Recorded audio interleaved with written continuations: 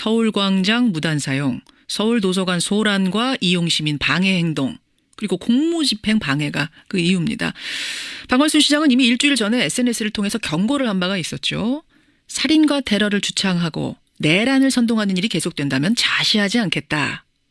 이 경고를 행동으로 옮긴 셈입니다.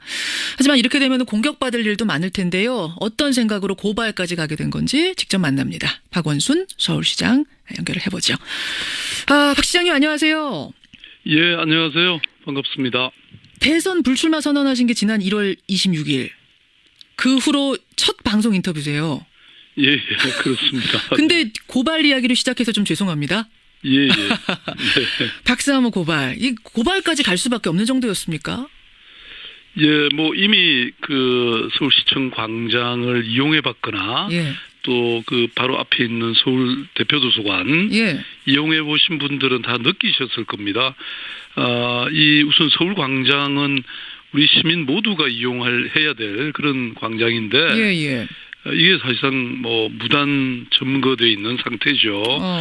그리고 도서관 뭐 소란 거기서 음식을 먹고 뭐 주변에 그냥 그 담배 피고 욕설하고 이런 일들이 예. 너무 심각했고 또 이런 것을 제지하는 단속하는 공무원들에게 예. 뭐 욕설하고 폭력 행사하고 이런 일들을 정말 뭐 하루 이틀이 아니라 이렇게 지속되는 상황에서 예. 그대로 방치할 수는 없었다 이렇게 말씀드립니다. 시정 요청을 그러니까 해본 건데 해도 안 되니까 결국 간 거다 고발까지 이 말씀이세요? 그럼요. 저희들 공무원들이 정말 지속적으로 설득하고 단속하고 있죠. 근데 이제 고발장을 받은 박사모 측 반응을 보니까 아니 서울광장에는 963일째 세월호 텐트 70개가 세워져서 농성 중인데 그거는 그냥 두고 왜 우리만 가지고 그러냐. 이건 형평성에 어긋난다. 이중잣대다. 이렇게 반발하는데요. 전혀 그렇지 않습니다. 어허. 그 세월호 천막은 사실은 이미 중앙정부까지 협력해서 서울시 협조를 요청했던 그런 사안이고 예. 그것은 어떤 정치적 조치가 아니라 인도적 조치였습니다. 인도적 차원에서 허락이 된 거다. 그러니까 합법적인 점유와 불법적인 점유 차이죠. 그건 비교 대상이 될 수 없고요. 특히 지금 뭐 촛불 집회는 이런 부정한 권력과 부패한 정치에 대한 국민적 분노의 장이지 않습니까? 그런데 이 탄핵 반대 집회는 바로 그런 정의롭지 못한 권력을 비유하고 다시 폭압의 시대로 되돌리자 이런 취지니까 이게 처음부터 비교될 수 없는 그런 사안이다 이렇게 봅니다. 근데 뭐 그분들이 안 나오셨으니까 제가 반론을 할 수밖에 없습니다만 그분들 측에서는 다양한 의견이 나올 수 있는 게 민주주의고 민주주의 광장인데 왜 우리는 안 되느냐라고 하실 수도 있거든요. 그러니까 물론 당연히 저희들은 어떠한 집회나 시위도 저는 보호되어야 마땅하다고 생각합니다. 예. 그렇지만 그것이 폭력적이거나 불법적이면 안 되는 것이죠. 모든 것은 합법적 절차에 따라서 경우에 따라서는 행정관서 또는 법원의 허가를 받거나 법에 정해진 절차에 따라서 해야 되는데 저희들 아까 그 고발한 내용 자체가 이미 용납하기 어려운 상황에 이르렀다는 거죠. 만약 지금 이제 박사모를 비롯해서 그 탄핵 반대 측에서는 이것을 철수할 의사가 없어 보입니다. 지금 항의하는 강도를 보면. 그럴 경우에 그럼 추가적인 어떤 조치까지도 고려하고 계세요? 일단 뭐 법률적으로 가능한 모든 조치는 취해 나갈 생각인데요. 사실 이 지금 서울시청 광장은 뭐 시민이 모두 이용하는 것이고 또 이제 잔디를 심어야 될 때입니다. 왜냐하면 뭐 이게 하나의 명물이 돼 있잖아요. 그 이제 봄이 오니까 잔디를 심어서 봄을 알리고 또 시민들이 이렇게 즐길 수 있는 공간으로 만들어야 되는데 그러면 이 불법 점거를 빨리 끝내야죠. 그래서 저희들 뭐 가능한 한 설득을 해보고 또 여러 이 경고를 하고 그러고도 안 되면 이제 뭐 행정 대집행이라든지 저희들에게 허용돼 있는 그런 조치를 검토할 수밖에 없죠. 강제로 퇴거 조치 이런 걸 하실 수 있단 말이에요. 철거 뭐 이런 거를 들어갈 수밖에 없다. 봄이 오는데. 행정 대집행이라는 그런 권한을 저희들이 갖고 있습니다. 거기까지도 고려하고 있다. 뭐 저희들은 경찰권이라든지 이런 건 없기 때문에 사실은 한계가 있습니다만은 그 행정 대집행으로 그런 시설을 철거할 수는 있죠. 마지노선은 언제까지입니까? 저희들이 뭐 계속 자, 어떤 지금 우리 직원들이 예. 계속 경고하고 설득하고 있는 중입니다. 알겠습니다. 이번에 고발 조치도 사실은 뭐 그런 것을 예고하는 뭐 그런 행위라고 볼 수 있겠습니다. 그래요. 이제 고발 이야기가 하나 있고 어제 3.1절 기념행사에는 박원순 시장님 참석 안 하셨더라고요. 뭐 저희들 정부 행사는 제가 참석을 안 했습니다. 왜냐하면 사실 뭐 솔직히 말씀드리면 이 정부가 뭐 3.1 정신을 기리는 게 3.1절 기념행사인데 물론이죠. 이 정부가 3.1 정신을 바르게 개성하고 있지 않다고 봅니다. 왜냐하면 그 위안부 할머니 문제만 하더라도 3.1 정신 기린다고 하면서 뭐 위안부 할머니들의 가슴에 그 못을 박는 것은 있을 수가 없지 않겠습니까? 위안부 협상 말씀하시는 거예요. 네. 그런데 어제 바로 또 그런 총리가 그런 얘기를 했고 그래서 그런 것보다는 오히려 저희들 서울시 행사가 따로 있었거든요. 그 보신각에서 3.1절 기념 타종식이 있었는데 저희들은 뭐 그 소녀상 지킴이 활동을 하는 그 평화나비 학생 대표라든지 유관순 열사 그 횃불상 받은 그 여자 고등학생이라든지 이런 사람들하고 시행사 참석하신 거군요. 시행사. 예, 그렇게 우리 행사를 했죠. 그러니까 뭐 시행사를 시간을 좀 바꾸면 될 텐데 굳이 그렇게 안 하신 건 황교안 대통령 권한대행에 대한 일종의 항의 표시의 성격도 있었다. 뭐 이런 해석도 있던데 맞습니까? 예, 그렇습니다. 예, 지금 한일 그 협정이라는 것이 저희들은 도저히 용납하기 어려운 일이라고 생각합니다. 알겠습니다. 황교안 권한대. 아니 근데 박 시장님, 황교안 대행 지금 지지율이 뭐 10%대 나오고 있고요. 어제는 팬클럽 창당식도 있었습니다. 이름이요. 황교안 통일 대통령 만들기. 일명 황대만. 들어보셨어요, 이 뉴스? 뭐 저는 터치는 못했는데요. 검색어에 막 오르고 있어요. 황대만 이런 게. 진짜 이러다가 황교안 권한대행이 대통령 후보로 나설 수도 있는 거 아닌가요? 어떻게 예상하세요? 제가 지난번 왜 그 국무회의 한번 나갔을 때 아니 대통령이 지금 탄핵 상황에 놓여 있는데 어떻게 같이 일한 총리와 그 국무위원들이 한 명도 사퇴하는 사람이 없냐. 부끄럽지 않냐. 제가 이렇게 일갈했던 적이 있지 않습니까? 그러셨죠. 저는 대통령이 국정을 잘못 운영해가지고 탄핵이 되는 상황인데 그걸 바로잡지 못한 총리에게도 책임 있는 거 아닙니까? 저는 스스로 국민에게 사죄하고 물러나는 것이 도리다. 이렇게 봅니다. 대통령은 고사하고 지금 사과하고 총리 자리도 권한대행 자리도 물러나야 마땅하다 보세요? 네. 그런 상황이 아닙니까? 그런 상황이 아니냐. 여러분 생각은 어떠십니까? 이건 박원순 시장의 물음입니다. 그나저나 박 시장님. 한 달 전에는 왜 그렇게 저를 놀래키셨어요? 저는 지금도 생생한 게 그러니까 1월 26일 저희 생방송 뉴스쇼가 다 끝나가는데 마지막 광고가 나가는 그 시간에 속보가 뜬 거예요. 박원순 오늘 불출마 선언할 듯. 왜 그러셨어요 갑자기? 뭐 그 당시에 제가 그 몇 달 뭐 대선에 이제 여러 그 캠페인을 해보니까 제가 국민의 마음을 얻지 못했다 이런 생각이 들었습니다. 뭐 아직 현직 시장이고 사실은 뭐 일은 많이 벌려놨는데 아직 이 대통령 할 때는 아니다. 국민들이 그렇게 판단하신 것 같고요. 사실 그때 뭐 제 지지도가 바닥을 헤매고 있지 않았습니까? 바닥이라고 솔직하게 표현하시네요. 아니 그렇죠. 국민의 마음을 얻지 못했죠. 국민의 마음 얻는데 실패했다. 근데 이제 보니까 그때 동시에 나온 서울시장 호감도는 또 굉장히 높더라고요. 그러니까 시장으로서의 호감도는 높고. 네, 그래서 이게 모순된 이 시민들의 마음이 결국은 서울시장 되라, 제대로 해라 이런 말씀이었다고 저는 봤고요. 또 제 스스로 사실 그 당시 대통령이 돼야 된다 이런 정치적 결단이나 결기가 부족했고 뭐 많은 준비가 부족했던 것 같습니다. 그래도 한 나라에 이 지금 위기에 처한 대한민국을 이끄는 것은 저는 정말 깊은 또 오래된 준비가 있어야 되는 그런 자리다 이런 판단을 했습니다. 그렇군요. 난 좀 결기가 부족했다. 결단이 부족했다. 준비가 부족했다. 지금 솔직한 말씀해 주셨는데 일종의 시행착오를 겪었다 이 말씀이세요. 처음 해보는 일이다 보니까. 맞습니다. 제가 많이 배웠고요. 그래서 앞으로 성찰과 단련의 계기로 삼겠다 이렇게 말씀드린 것처럼 많이 성찰하고 있습니다. 그러면 다음에 도전하시면 좀 더 잘하시겠네요? 네, 뭐 아직 그건 제가 판단은 안 했지만, 예. 뭐 어쨌든 예, 많은 준비, 많은 단련, 예.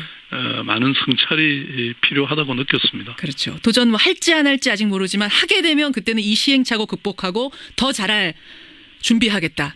뭐 이 네. 말씀이신 거잖아요. 네네. 그렇죠. 한 달 조금 넘었는데 솔직하게 후회 없으세요? 그 불출마 선언 일찌감치 한 거에 대해서? 아니, 네, 그럼요. 지금 제 얼굴 보십시오. 지금 얼굴이 안 보이시네요. 안 보여요. 얼마나 좋아졌는지. 네, 얼굴 피셨어요? 마음이 너무 편해졌고요.